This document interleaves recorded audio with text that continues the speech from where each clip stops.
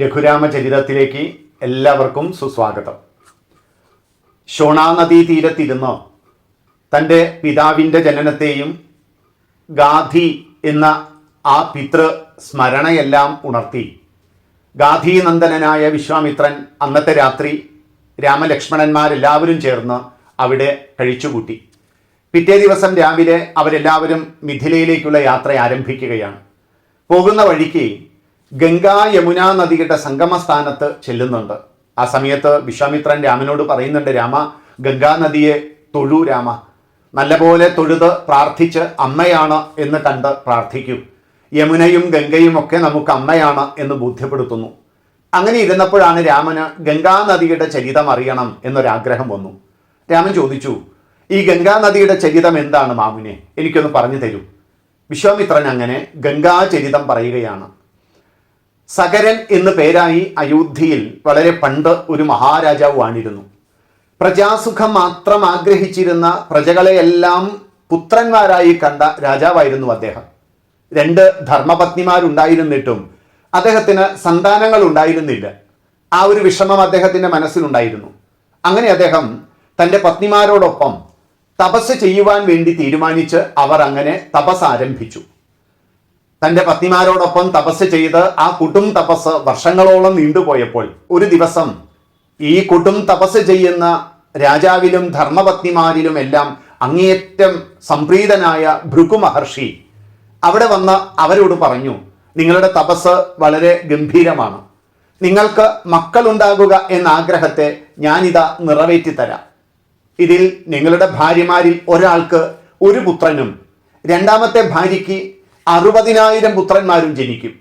ഓരോരുത്തർക്കും ഏത് വേണം എന്ന് പറഞ്ഞുകൊള്ളൂ എന്ന് പറഞ്ഞപ്പോൾ അതിൽ കേശിനി എന്ന് പറയുന്ന ഭാര്യ തൻ്റെ ആഗ്രഹത്തെ നിവർത്തിച്ചുകൊണ്ട് പറഞ്ഞു, എനിക്ക് ഒരു പുത്രനെയാണ് ആവശ്യമുള്ളൂ. ഇത് കേട്ടപ്പോൾ സുമതി എന്നു പേരുള്ള രണ്ടാമത്തെ പത്നി പറഞ്ഞു, എനിക്ക് 60,000 പുത്രന്മാർ വേണം. അങ്ങനെ ആ അനുഗ്രഹവും വാങ്ങി രാജകൊട്ടാരത്തിൽ തിരിച്ചു വന്നു. സുമതി ഒരു മാംസപിണ്ഡത്തെയാണ് പ്രസവിച്ചത്. ആ മാംസപിണ്ഡം യോഗ്യമായ വൈദ്യത്തോടു കൂടി ചേർത്ത് 60,000 കുടങ്ങളിൽ ധാത്രിമാർ സംരക്ഷിച്ചു കൊണ്ടുവന്നപ്പോൾ അതിൽ നിന്ന് 60,000 പുത്രന്മാരും അതിനു മുൻപേ കേശിനിക്ക് ഒരു മകനും ജനിച്ചു. ആ മകന്റെ പേരാണ് അസമഞ്ജൻ എന്നുള്ളത്. ഈ അസമഞ്ജൻ ഒരു മകനായും 60,000 പുത്രന്മാരും എല്ലാവരും വളർന്നു. എല്ലാവരും രൂപ യൗവന സമ്പന്നന്മാരായി. സീമന്തപുത്രനായ അസമഞ്ജന്റെ സ്വഭാവത്തിൽ രാജാവിന് വലിയ ദുഃഖമായിരുന്നു. കാരണം അസമഞ്ജൻ ഈ ചെറിയ പ്രായത്തിൽ തന്നെ മറ്റുള്ളവരെ ഉപദ്രവിക്കുന്നതിൽ വിനോദം കണ്ടെത്തുന്ന ഒരാളായിരുന്നു. ചെറിയ കുഞ്ഞുങ്ങളെ കൂട്ടുകാരെയൊക്കെ വിളിച്ച് സരയൂ നദിയുടെ ഒഴുക്കുള്ള വെള്ളത്തിലേക്ക് വലിച്ചെറിയുമ്പോൾ ഈ കുഞ്ഞുങ്ങൾ ശ്വാസം കിട്ടാതെ മുങ്ങിത്താഴുമ്പോൾ അത് കണ്ട് കൈയടിച്ച് ആഹ്ലാദിക്കുന്ന തൻ്റെ മകൻ്റെ ഈ പ്രവൃത്തി കണ്ട് രാജാവ് വല്ലാത്ത ദുഃഖിതനായി. രാജ്യത്തിലെ ജനങ്ങളെല്ലാം പരാതിയുടെ പ്രളയം തന്നെയായിരുന്നു. ഈ പുത്രനെ കൊണ്ട് വല്ലാതെ ബുദ്ധിമുട്ടിയ രാജാവ് അവനെ വിവാഹം കഴിപ്പിച്ചു. കാരണം അങ്ങനെയെങ്കിലും നന്നാകും എന്നതാണല്ലോ എല്ലാവരുടെയും പ്രതീക്ഷ. പക്ഷേ ആ സ്വഭാവത്തിൽ ഒരു മാറ്റവും വന്നില്ല. പക്ഷേ അസമഞ്ജന് ഒരു പുത്രൻ ജനിച്ചു. ആ പുത്രന്റെ പേരാണ് അംശുമാൻ എന്നുള്ളത്. അസമഞ്ജന്റെ ദ്രോഹം വീണ്ടും വീണ്ടും വർദ്ധിച്ചപ്പോൾ രാജാവ് പ്രജകൾക്ക് നന്മയുണ്ടാകാൻ തൻ്റെ പുത്രനെയും അദ്ദേഹത്തിൻ്റെ പത്നിയെയും അവിടെ നിന്ന് രാജ്യത്ത് നിന്ന് പുറത്താക്കിയതോടുകൂടി ആ കൊച്ചുമകനെ സഗര രാജാവ് തൻ്റെ മകനായി തന്നെ വളർത്തുകയാണ്.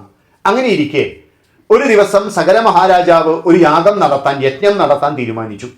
ആ യജ്ഞത്തിൻ്റെ യാഗാശ്വത്തെ അംശുമാൻ, വില്ലാളി വീരനായ അംശുമാൻ യാഗാശ്വത്തെ സംരക്ഷിച്ച് കൊണ്ടുപോന്നു. യജ്ഞം ആരംഭിച്ച സമയത്ത് യാഗാശ്വത്തെ ദേവേന്ദ്രൻ വേഷം മാറി ആ യാഗാശ്വത്തെ കട്ടുകൊണ്ടുപോയി. യാഗാശ്വമില്ലെങ്കിൽ യജ്ഞം മുടങ്ങും. ആ യജ്ഞം നടത്തുന്ന യജമാനന് ദോഷം വന്നു ചേരും. എങ്ങനെയെങ്കിലും അശ്വത്തെ കണ്ടെത്തണം.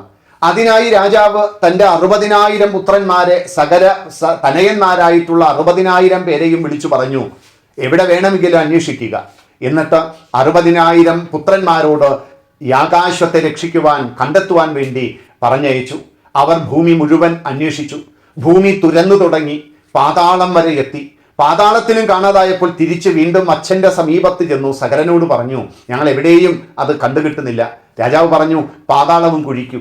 അങ്ങനെ ഇവരെല്ലാവരും ആ പാതാളത്തെ കുഴിച്ച് വല്ലാതെ ഭൂമിദേവിയെ വേദനിപ്പിക്കുവാൻ തുടങ്ങി. ആ വേദനയിൽ നൊന്ത ഭൂമിദേവി വല്ലാതെ വിഷമിക്കുവാൻ തുടങ്ങി. സർവ്വദേവഗണങ്ങളും ഈ മുനിമാരും സർവ്വ ഉരകങ്ങളും എല്ലാം ചേർന്ന് ബ്രഹ്മാവിൻ്റെ സമീപത്ത് ചെന്ന് താന്താങ്ങളുടെ വിഷമങ്ങൾ പറഞ്ഞു. ഭൂമിദേവി വേദന കൊണ്ട് പുളയുകയാണ്. ആ സകരപുത്രന്മാർ സർവ്വയിടങ്ങളിലും സർവരെയും ദ്രോഹിക്കുകയാണ്. ഈ ആളുകളാണ് കുതിരയെ കട്ടത് എന്ന് പറഞ്ഞ് കണ്ണിൽ കണ്ട സർവരെയും പീഡിപ്പിക്കുകയാണ്. എല്ലാവരും വല്ലാതെ ദുഃഖിതരാണ്. എന്തെങ്കിലും ഒരു പ്രവൃത്തി ചെയ്യണം എന്ന് ആ മഹാരാജാവിൻ്റെ പുത്രന്മാരെ കുറിച്ചുള്ള പരാതി ബ്രഹ്മാവിനോട് പറഞ്ഞപ്പോൾ ബ്രഹ്മദേവൻ അതിന് ഒരു പരിഹാരത്തെ കണ്ടെത്താം എന്ന രീതിയിൽ കണ്ണുകൾ അടച്ച് അവരുടെ മുന്നിൽ ഇരുന്നു. ഏതായാലും ഭഗീരഥ പ്രയത്നത്തിൻ്റെ ഗംഗോൽപത്തിയുടെ ഈ ചരിതത്തിൻ്റെ 1-ാം ഭാഗം നമുക്കിവിടെ വെച്ച് സമാപിപ്പിക്കാം.